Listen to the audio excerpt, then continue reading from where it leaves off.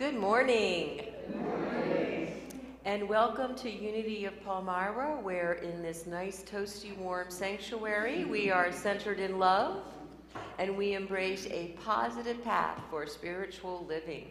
We are an open and affirming congregation. We love you exactly as you are in all of your magnificent glory. And we're so happy you're here today, Tammy. You are such a trooper. Oh my goodness, that is amazing.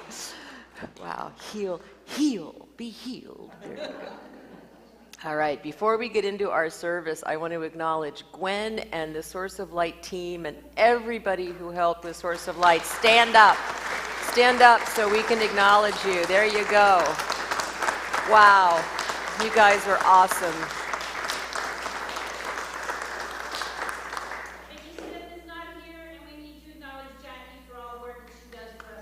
All righty, thank you.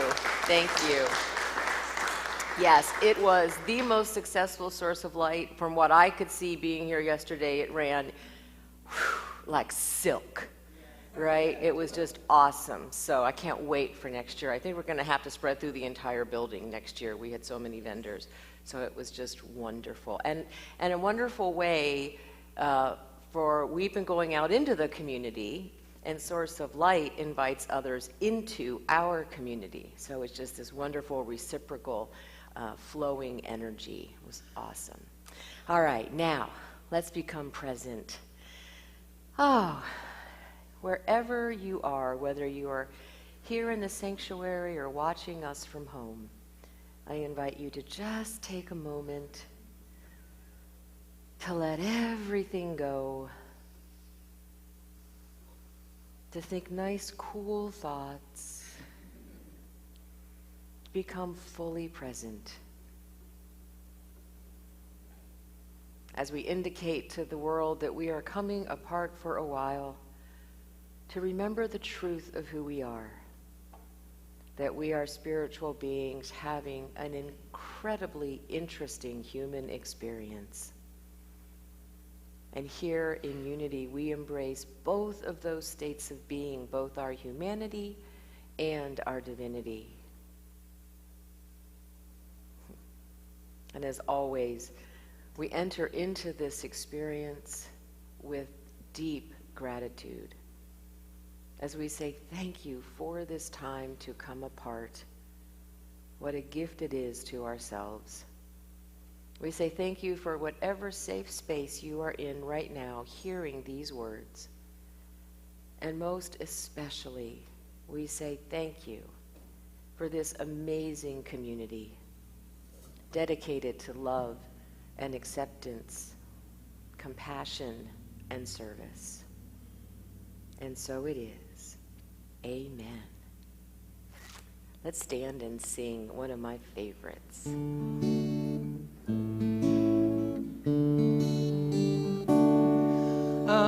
Amazing grace, how sweet the sound that saved a soul like me. I once was lost, but now am found, was blind, but now I see. 'Twas grace that taught my heart to fear, and grace my fear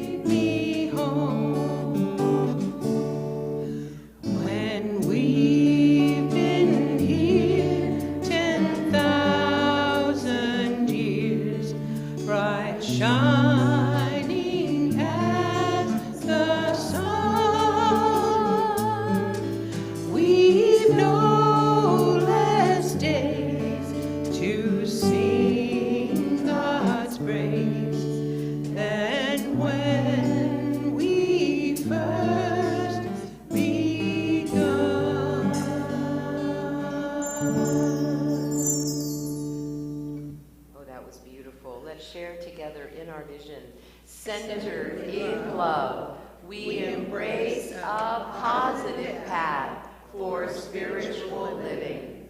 And our mission, wherever we are, we provide a welcoming community that inspires and encourages all who gather here through the teaching, sharing, and practice of universal spiritual principles. So one of the ways we practice those principles is to honor wherever you are on your hugging journey. If you want to hug, we will bring it in. If you're more comfortable with the handshake, we'll respect that. And if you want us to leave you completely alone, we totally understand, and we will honor whatever bubble you create around yourselves. Have a good time.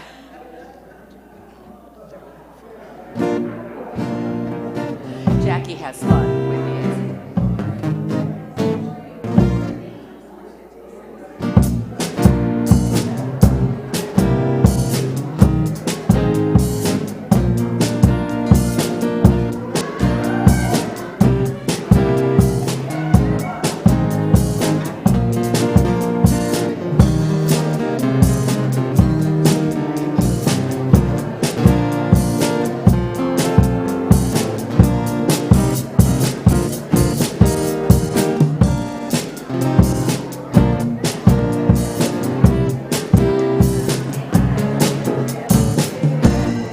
I'm in the right place at the right time.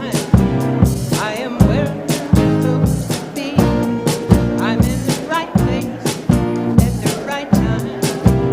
I am just where I'm supposed to be. Oh, my soul is welcome here. Oh, my soul is welcome here.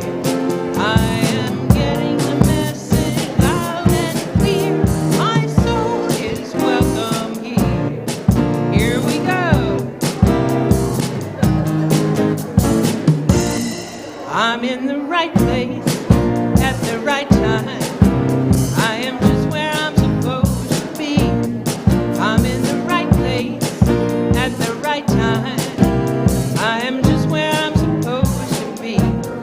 Oh, my soul is welcome here. Oh, my soul is welcome here. I am getting the message loud and clear. My soul is welcome here.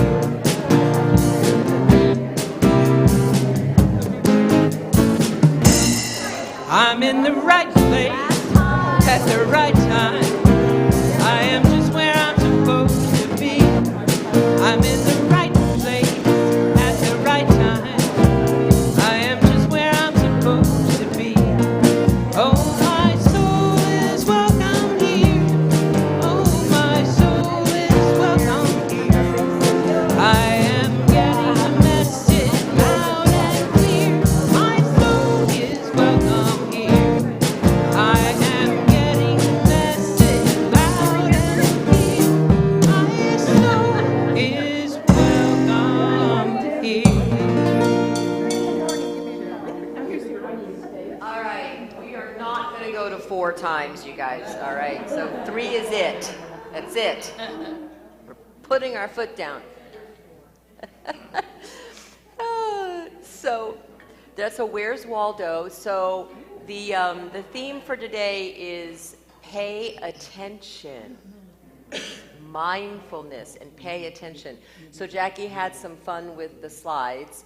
There's Where's Waldo, and then there's also going to be one magic eye where you have to just stare at it and stare at it and stare at it. I walked into the office this week and she was just sitting staring at her monitor, and I said, "Honey, are you okay?" She shh.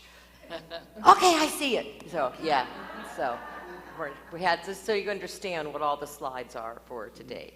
Mindfulness, paying attention. Speaking of paying attention, our prayer chaplains for today are Helen Baker and Leslie Burris, and they are both sitting in the back row. They're going to be holding sacred space for us during the service, and they'll be available over here if anyone would like one-on-one prayer. We'll just wheel you over, Tammy, if you want to have some. Okay, there you go. And again, another huge thank you for Source of Light. It was so awesome just the energy of having all those healers and just amazing beings in our space was just absolutely lovely. And the food was also incredible. Helene, thank you so much for heading that up. It was delicious.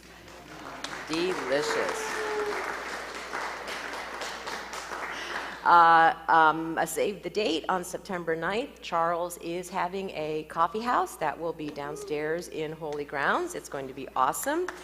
We did put a flyer up on our page, so please, whenever we post stuff like that on our Unity of Palmyra Facebook page, please share. We put it there so you can share it to your page, and that helps to spread the word.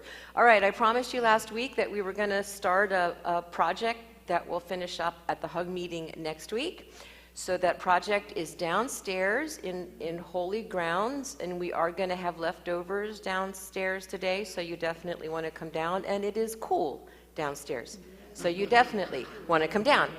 So you will notice some big pieces of post-it posters downstairs on the walls, and what we've done is we have put up all of our teams on those posters.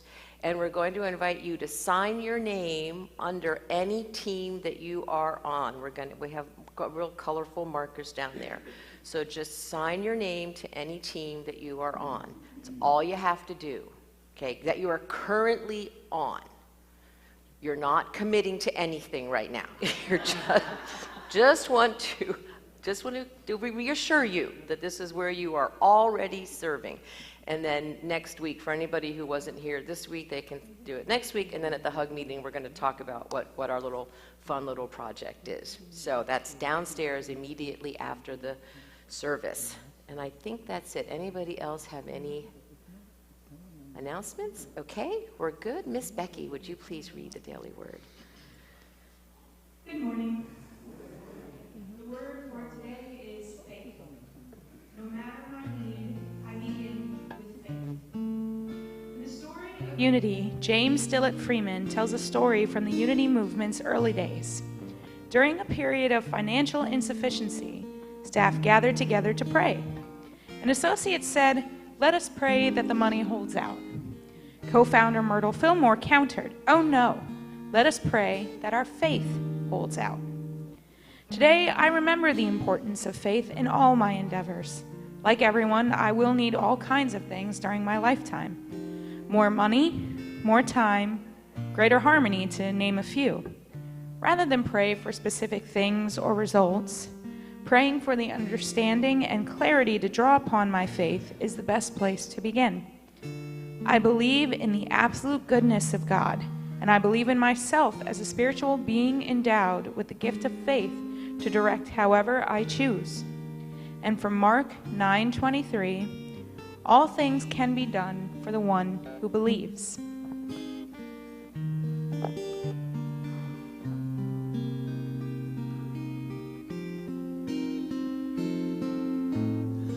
I am home, my family is here. I feel loved by the ones I hold so dear. And when my family needs me, I promise to be there. And when I need my family, I'm lifted up in prayer. So this is the time of our service where we consciously enter into an attitude of prayer. So let's all take a nice big deep breath. And as we exhale, let's release. Let's release any thoughts of stress or worry, if only for these few moments that we have together. As we open ourselves to healing, to abundance, to friendship, to love, and to joy. We see this community embodying all of those qualities and sending them out through that golden web that we visualize that connects us one to the other. As the wisdom, courage, strength, and power of our members flows forth to one another and beyond, as we spread our love into our community through conversations, through support, through service. We commit ourselves to showing up as the change we wish to see in the world. And so if any of us this morning are experiencing illness or doubt or distress in any form, we surround you with our love and our compassion. We invite you to feel that support in every cell of your body, to feel that love. And if you have cause for gratitude or celebration this morning, we invite you to share that with us. Spread that glitter abundantly. For we know that one of the strengths of community is that when we share our troubles, they are divided. And when we share our joy, it is multiplied.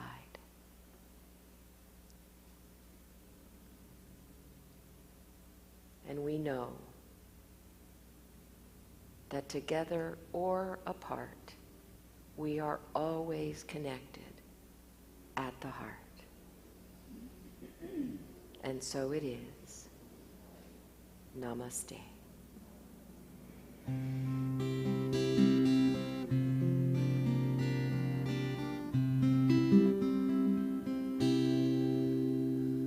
The God in me beholds the God in you. Namaste. The God in me beholds the God in you. Namaste. You are beautiful. You are whole. You are beautiful. You are whole.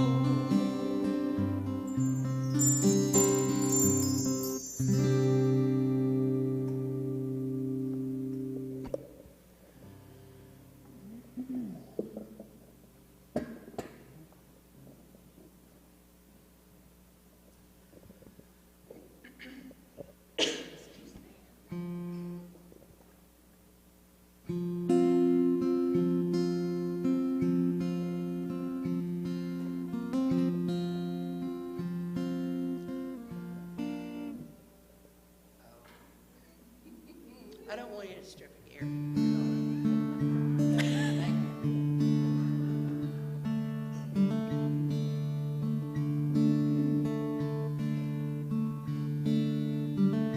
And there's a road, a winding road that never ends, full of curves, lessons learned at every bend, going's rough. Unlike the straight and narrow,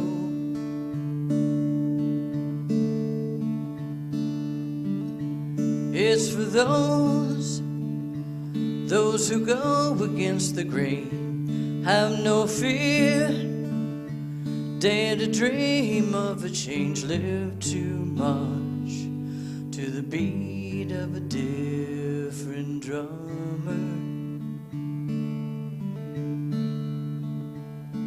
And it all might come together,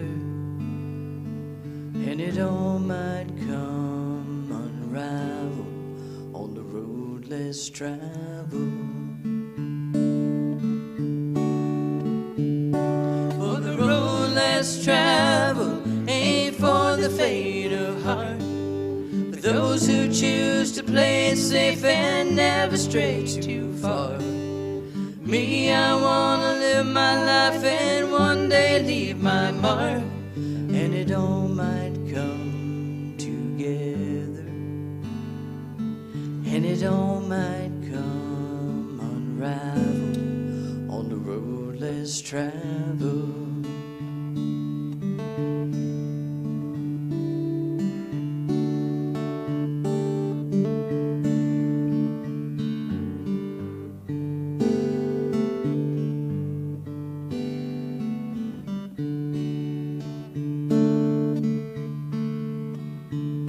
I've chosen a pathway I may not endure.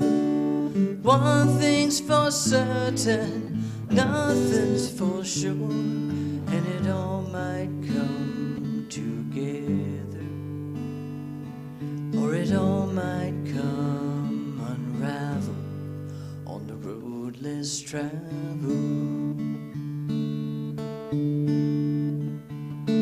For the road less traveled ain't for the faint of heart, for those who choose to play it safe and never stray too far. Me, I wanna live my life and someday leave my mark, and it might all come together, or it might all come unraveled on the road less traveled.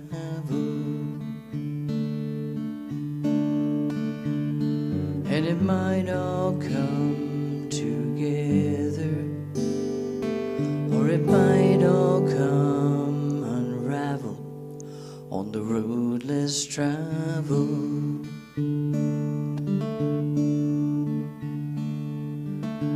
There's a road, a winding road that never ends.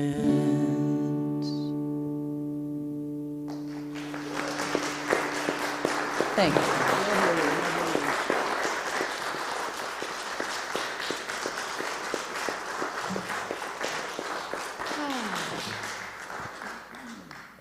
It might all come unraveled. Anybody relate to that? So, we are up to our next to the last Sunday, the penultimate, I love that word, Sunday of the Happiness Project.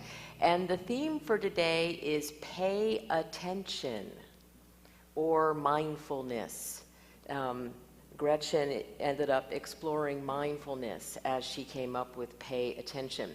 And she defined mindfulness as the cultivation of conscious, non-judgmental awareness. Ooh, what do you think about that? Conscious, non-judgmental awareness. That reminded me of that definition of the wisdom from the Talmud that says, we don't see the world as it is, we see the world as we are. Right? Want me to say that again? We don't see the world as it is, we see the world as we are. We see the world through our filters and our pasts and our expectations and our thoughts, beliefs, and opinions. And so what mindfulness can do is help us to become more conscious about how we are seeing the world in a non-judgmental awareness. In other words, we're just aware of what we're noticing. We're not judging it. We're not saying it's good or bad, right or wrong. We're just aware of it. So, why is that important? Mindfulness brings many benefits. Scientists point out that it calms the mind and elevates brain function. It gives clarity and vividness to present experience. It may help people break unhealthy habits, and it can soothe troubled spirits and lift people's moods. It reduces stress and chronic pain. It makes people happier, less defensive, and more engaged with others. So why would it make us, if we bring a conscious, non-judgmental awareness, why would it make us happier and less defensive and more engaged? Why would it have that effect? Because we're paying attention and we're in the moment, right? Why else? Why would we be less defensive if we were being mindful? Because we're allowing ourselves to be in harmony with whatever it is, right? And we're not protecting ourselves.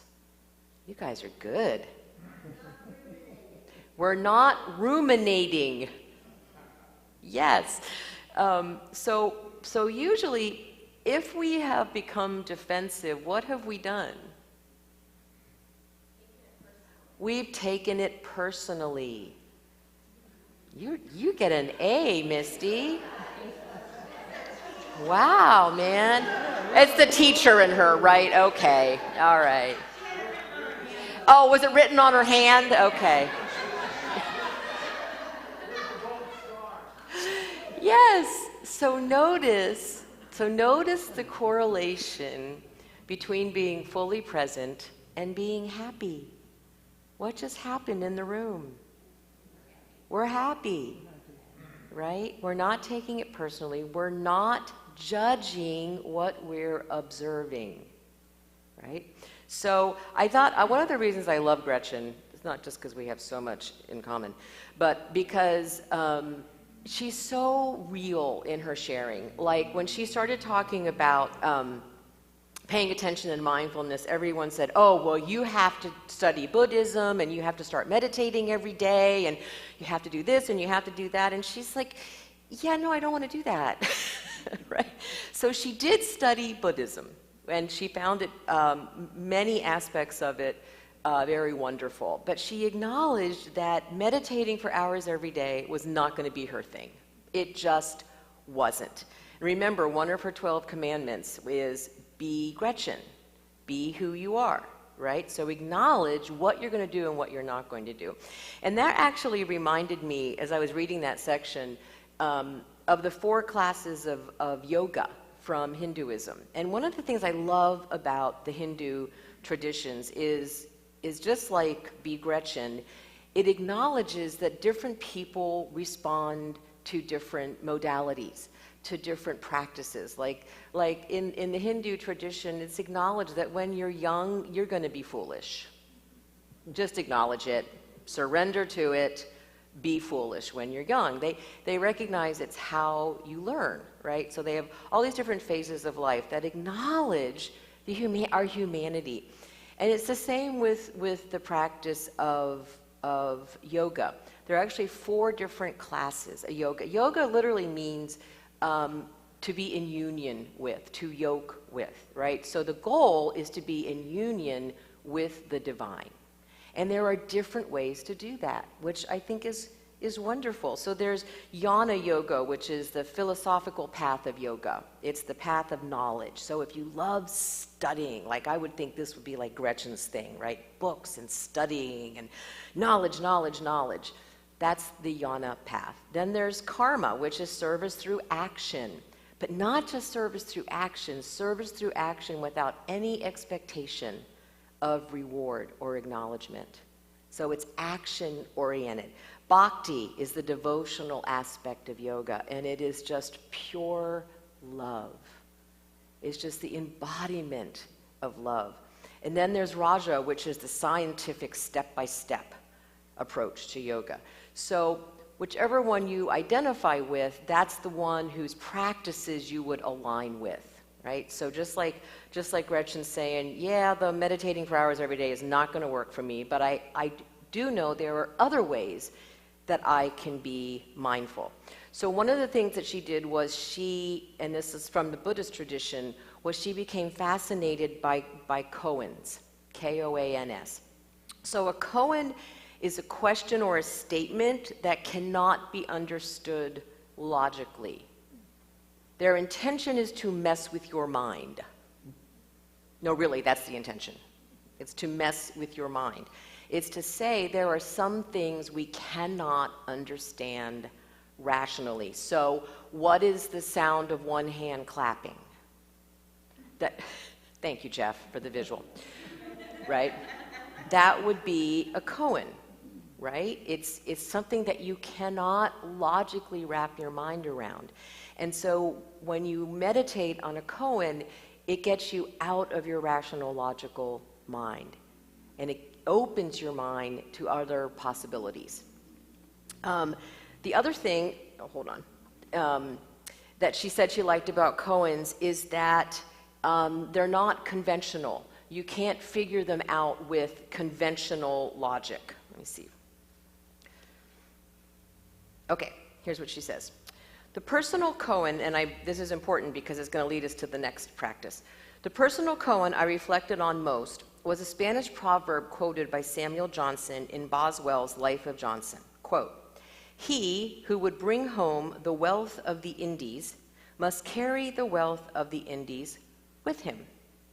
I'd read that line years ago, and I often found myself turning it over in my mind. Much later, I discover a reference in Henry David Thoreau's journal in which he echoed Johnson. "It is in vain to dream of a wildness distant from ourselves. I shall never find in the wilds of Labrador any greater wildness than in some recess of Concord, i.e., than I import into it."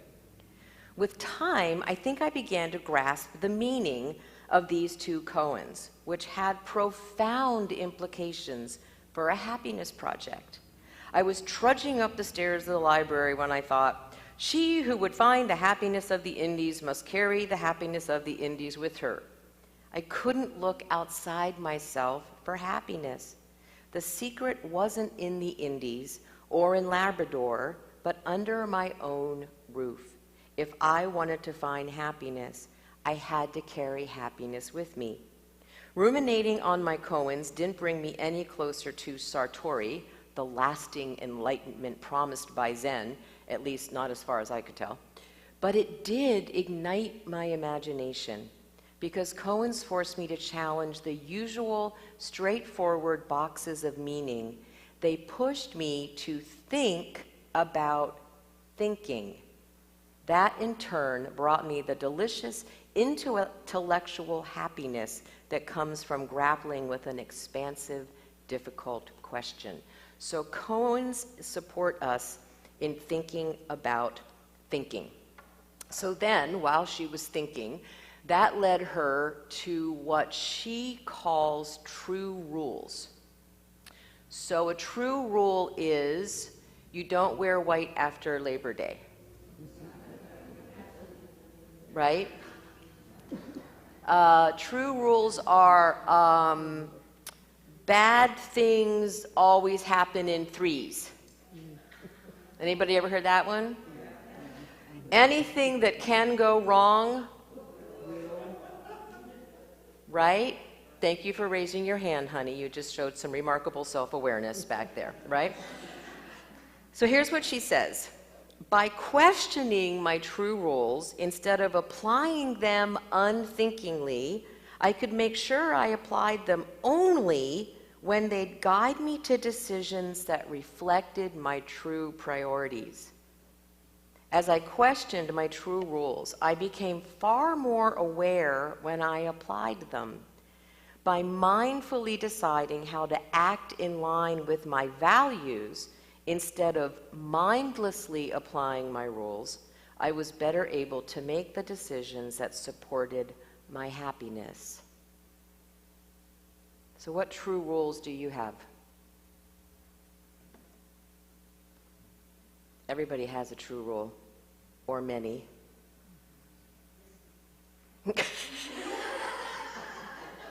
No pressure, Misty. Right? Think of some of the things that you grew up hearing. Money doesn't grow on trees. Right? If you would just try harder. Right?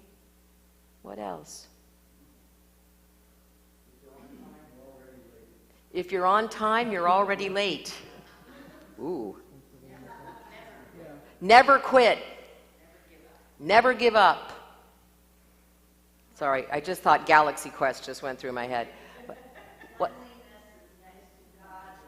Cleanliness is next to godliness. Your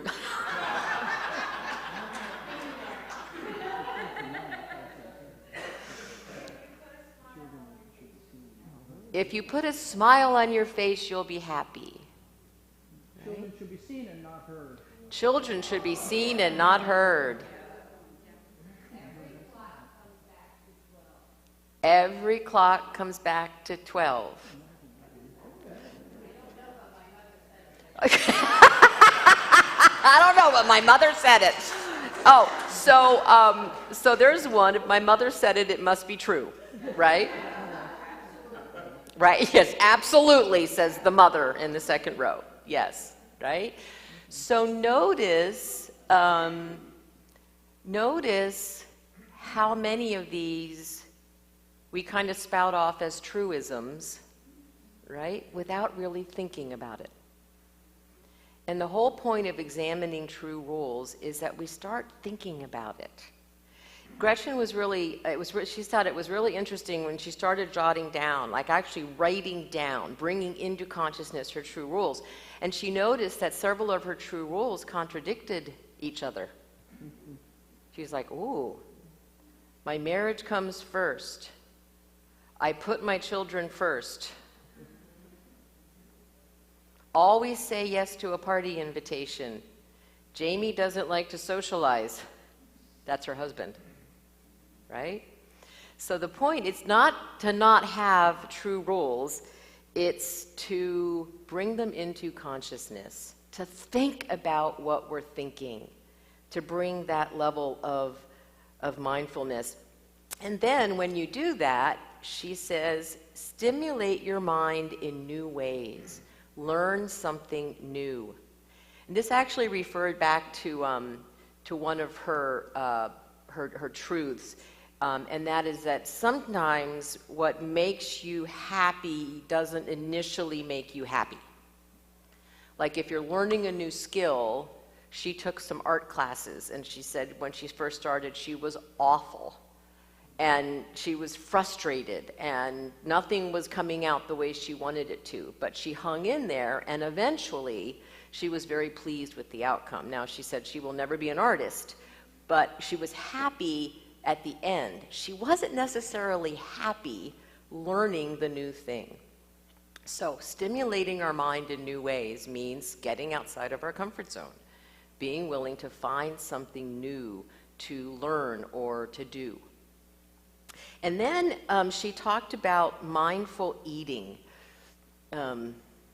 Okay, we'll talk about this one. Her thing actually was keep a food diary so that we are more mindful about what we're eating, that we're not just, hypothetically yesterday walking by and picking up one of Karen's yummy protein bars and then an hour later walking by and picking up another one, and not even really noticing how many of those you had picked up as the day went on. So it's about bringing mindfulness, and then I extrapolated it, not to just our eating, but that is very important. Like if you're going to eat, sit down, right? Don't stand at the end of the island until your husband tells you to sit down, right? Sit down and eat. Actually prepare a meal instead of just grabbing something easy out of the refrigerator until your husband's ready to make dinner. But actually be conscious of what you're eating. So we can also extrapolate that into going through our day mindfully, not just eating, but what are we ingesting mentally? What's on the television in the background? Are we responding to every ding and bell on our email and our phone, right? Do we panic if we don't have our phone within an arm's reach, right? How mindfully are we going through our day? It's easy to start with food because you can actually track what you're eating, but we also want to pay attention to what we're ingesting in different ways, not just our food. So, as I was preparing for this, it really reminded me, and for those of you in the Beloved Community Program, you might have also noticed this. that it reminded me of last month's subject, which is called presencing. And presencing is, I think, a word they made up, but that's okay. And it has many different aspects to it. But one of them is, how present are we? Kind of sounds like mindfulness, doesn't it? Right? How present are we? Wherever we are, how present are we? It also covers the depth of our listening. Are we really listening? Just checking to see if you're really listening. Right? Are you really listening, or are we thinking about a rebuttal? Are we thinking about, oh, do I agree or disagree with that? Are we thinking about the next thing we're going to say? Or are we really present and listening? It comes as no surprise that the most healthy, thriving communities are full of people that actually listen and are fully present to one another. It's also about what Ken calls situational awareness. We use that a lot with Cassie, right? So it's just about being aware of what's going on around you, right? Situational awareness. When we walk into a room, do we take a beat? Do we just pause for just a second to pay attention to what's going on in the room? What's the energy like in the room? Is it quiet? Are there conversations going on? Are people meeting? What's going on in the room? Being aware. And then, once you are aware, then deciding consciously, how am I going to enter into this energy? Now that I've paid attention to what's going on in the room, how am I going to contribute to it? Is my energy going to contribute to the space or not? Is what I bring to the space going to open it or close it? This is particularly important for leaders. When we enter a room, what impact do we have?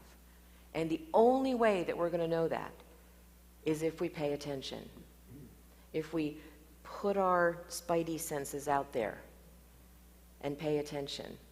So some questions that we could ask ourselves. The first one is obvious. How can I contribute to this? We can also ask, regarding how I'm showing up, what's my motivation? If I decide I'm going to say something, why am I going to say that? What's underneath what I want to say? And what will that do to the energy in the room? So basically we're asking ourselves, how is our presence going to affect the room that I'm entering into? Whatever it is, whether we're walking into the kitchen or holy grounds or the sanctuary or anywhere that we go, how is my presence going to impact the room that I'm entering? Are we paying attention? Mindfulness, conscious, non-judgmental awareness. So what's up for you when I share that? You all got very quiet. It's because you're listening, right? Okay, good. You're paying attention. Good, good. So you have your homework for this week, and I am gonna kind of add one, and that is, as you go through your week doing the practices, also just be aware of the impact that your presence has wherever you go. Are you adding? Are you contributing? Or are you somehow taking away?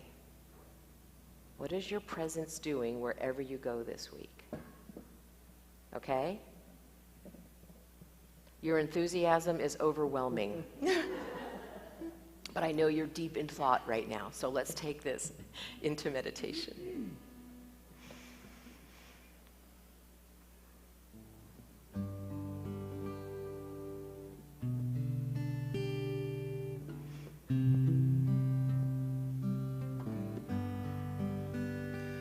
Get ready, my soul. I'm diving in. Get ready, my soul. I'm diving in to the deepest kind of love, to the sweetest kind of life. Get ready, my soul.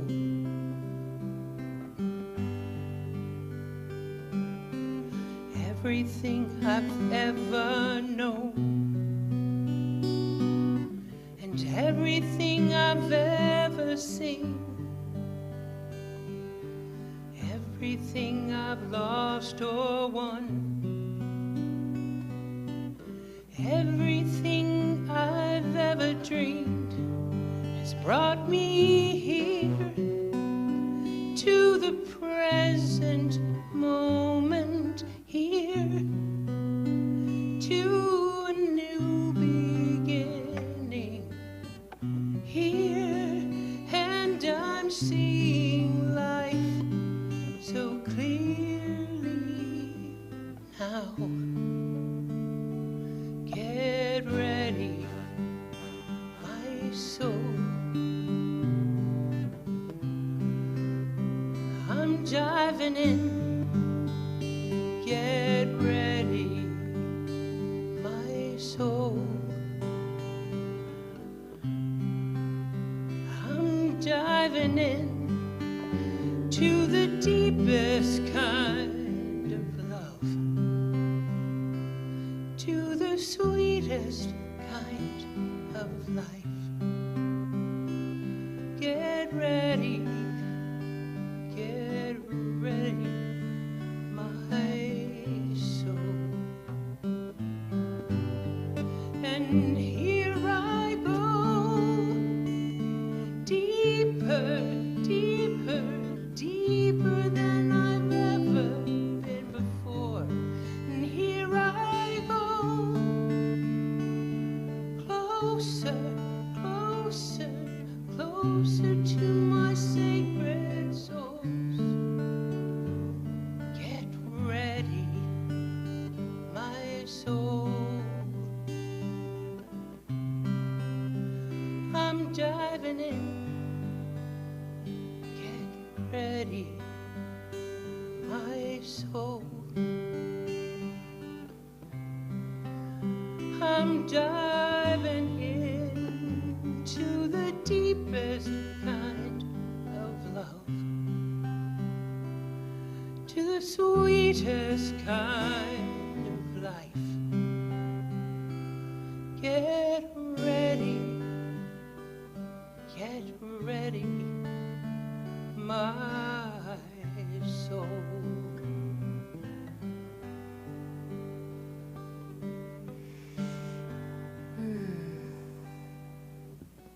So I invite you to close your eyes and take a nice big all the way down to your toes breath. Feel the breath moving through you, supporting you, loving you, empowering and enlivening you. As we remember that the breath is life.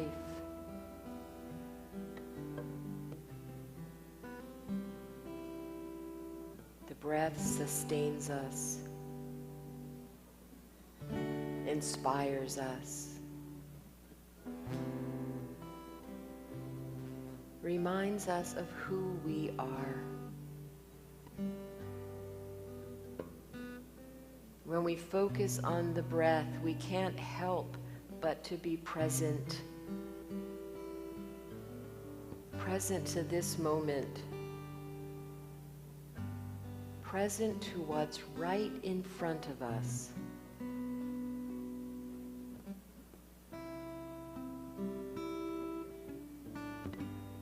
focusing, letting go of distractions or interruptions, being fully, completely present.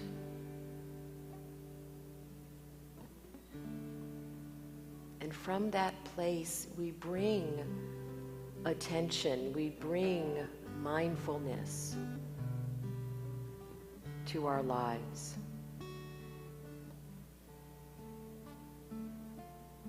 And we know how important this consciousness is, for where our attention goes, our energy flows. And where our energy flows, grows. When we are mindful of where our attention is going, we choose what grows in our life.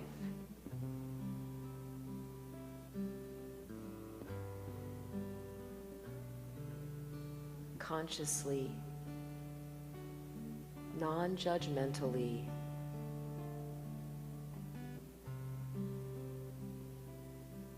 we begin to approach life with beginner's mind, with that childlike innocence that is amazed by everything it sees.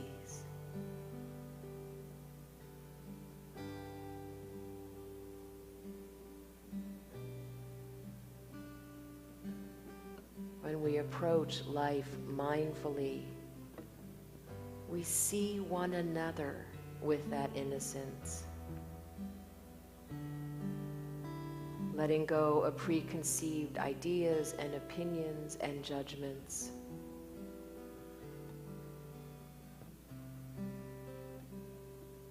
We see what has been around us always.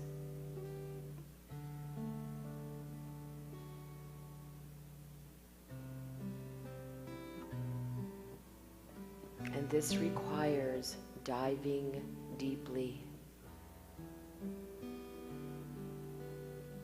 Diving deeply into our very soul.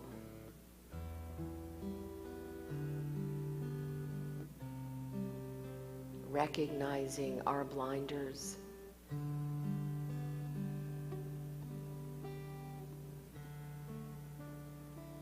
Being willing to take that road less traveled. To see the world fresh.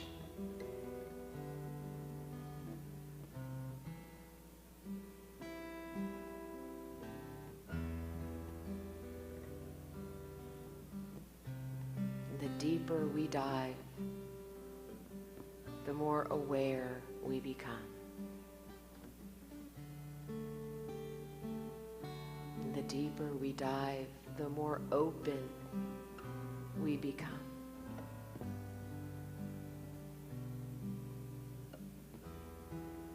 The deeper we dive, the more present we become.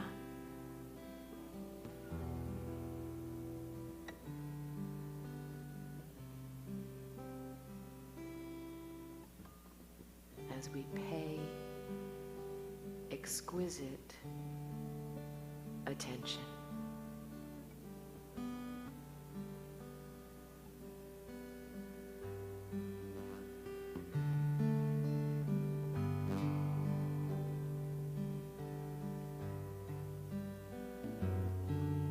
To the deepest kind of love, to the sweetest kind of life. Get ready, my soul. Ooh, get ready,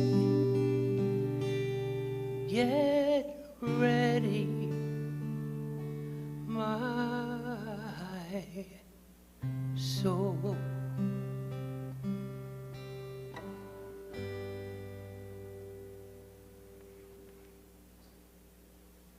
was beautiful. Did you see it? It's a surprise. You just have to keep looking. Okay, want me to tell you? Okay, I won't tell you.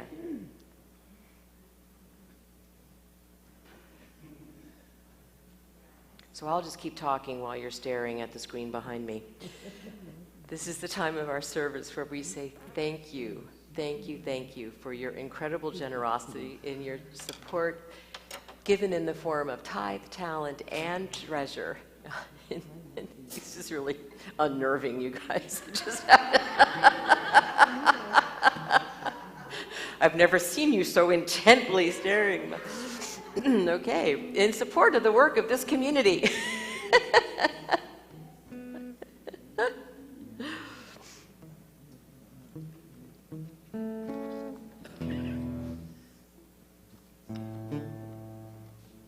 I don't think they want the screen to change.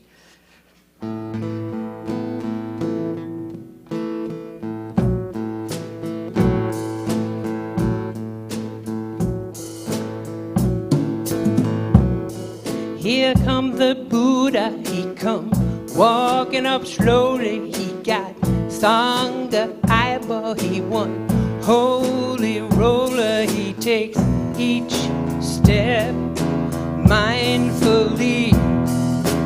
Got to be awakened, he just do what he please.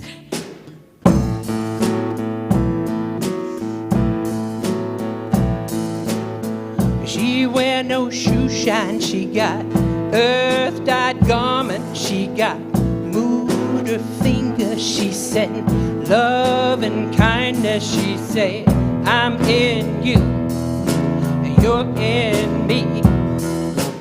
One thing I can tell you is you've got to be free. Come together right now, mindfully.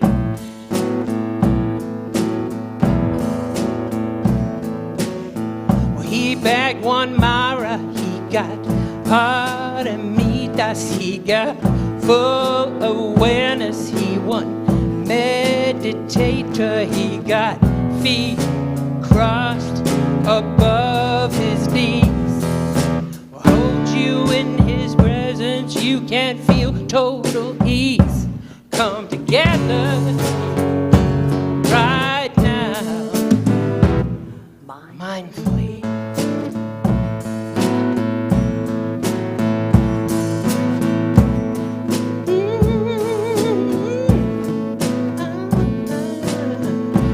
Dedicated, she sits early morning, she gets muddy water to plant lotus flowers. She had one and one begin to be.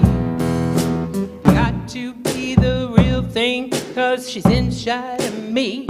I come together right now, mindfully. Mindfully,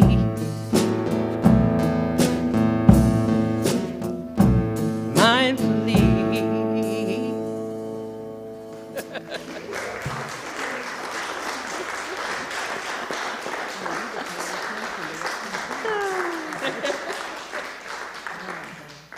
Janie found that online, and it was the words were from a bunch of Buddhist monks at a monastery, and they put new words to it. We thought it was perfect.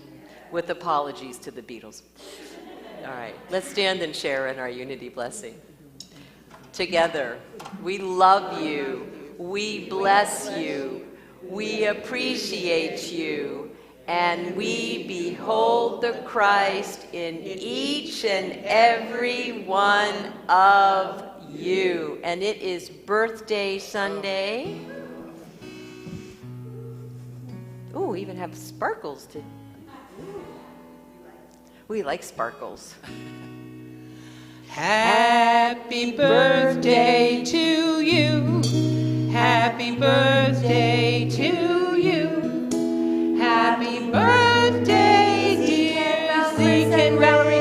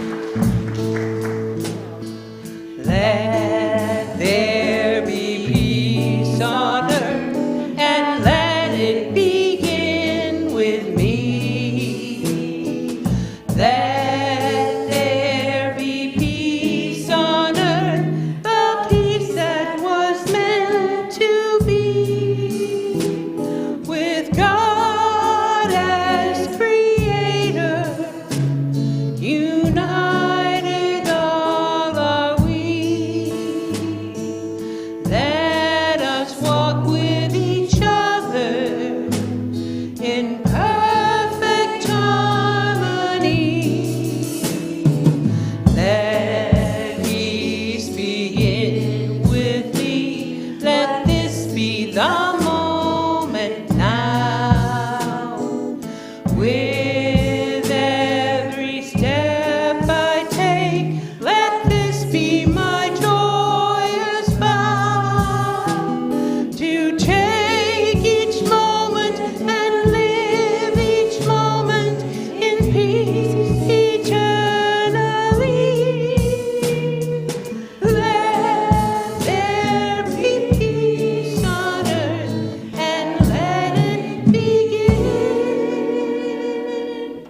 with me.